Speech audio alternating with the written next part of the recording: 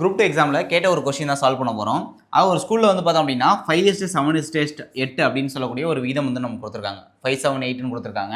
So நான் இது என்ன பண்ணுறேன் அப்படின்னா 50, 70, 80 அப்படின்னு சொல்லி நான் எடுத்துக்கிறேன். சரியா? இந்த ரேஷியோ வந்து பார்த்தோன்னா 40%, 50%, 75% வந்து இன்க்ரீஸ் ஆகுது.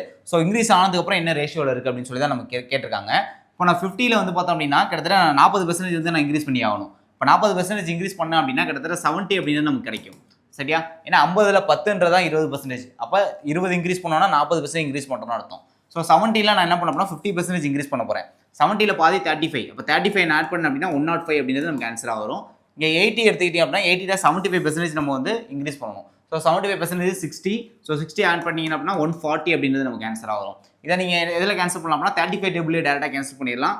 2 35 70, 3 35 105, 4 35 140 அப்படின்னு ஆன்சராக வரும். சரியா? அப்போ 2:3:4 அப்படின்னு பார்த்தீங்கன்னா அப்படின்னா ஏ ஆப்ஷன் தான் நமக்கு கரெக்டாக இருக்குது. ஸோ இதான் ஆன்சரு.